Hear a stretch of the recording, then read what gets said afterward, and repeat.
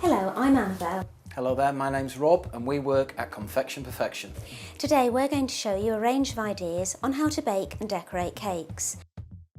Okay, so I'm here today to show you how to carve a 3D cake. And for today I've chosen a car cake, a nice, simple, easy design to get us going for our basic carved 3D cake. It's also important to use the correct type of cake. Something like a densely packed Madeira sponge cake is absolutely perfect for carving. So I've got a nice large cake here. I think I've got a 10-inch square and I'm just going to take the top off to level it. I'm just cutting, keeping the knife still and working the cake around to give us a nice level. Always make sure that you keep any spare bits of cake because you never know when you're going to need them. And then I'm going to get our basic width of the cake, which I'm doing by eye. You can measure if you want with a ruler, if you feel more confidently doing that. And then I'm going to split the cake with a cake leveler. And then I'm going to take some vanilla buttercream and put a layer in the middle. Don't want to put too much on, otherwise, especially when you're carving it, the cake will slide around everywhere. So just put a little bit on. And then I'm going to put some more on the top. And then the bits that we cut off at the side, I'm going to put these on the top. Just making sure that the outside edges where we're going to carve are on the outside, not in the middle. And then a little bit of buttercream in here, just to stick it together. And now we've got our basic block shape ready to carve. Now, the first thing to remember when you're carving a 3D cake, small bits at a time. There's nothing worse than starting to hack great chunks off and then you can't go back. So start to get an idea of the basic shape of the cake. I'm just coming down at an angle to follow the shape of thinking of the roof and the windows and the sides, not too sharp an angle. And then thinking about the back. So the windscreen at an angle, and then the actual back and bumper of the cake.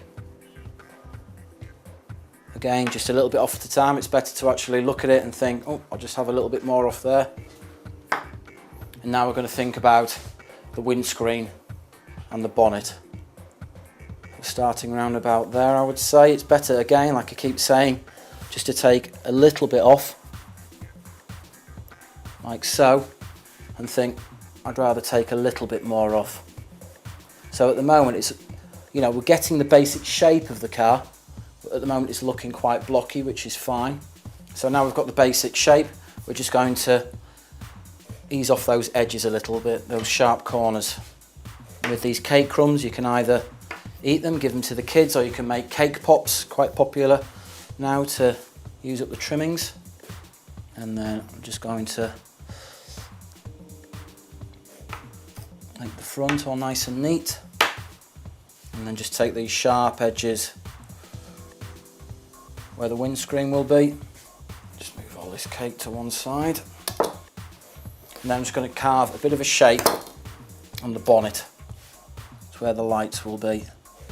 Just cutting a little bit out, just to give us some definition. You can see here where the lights are going to be. As you can see, I'm just finishing the shape off. Shaving it off a little bit at a time, just until I'm happy with the shape. And there, we've got our basic car shape. And clean up all your spare cake leftovers. Got our basic shape of the car. We're going to put on a layer of buttercream, so we've got something for the icing, the sugar paste, to adhere to. So just a nice thin layer.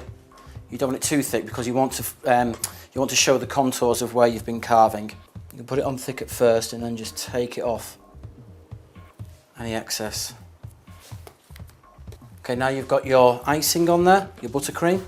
Now you've got your buttercream on there. Just take your palette knife and a little pot of hot water and just smooth off any excess.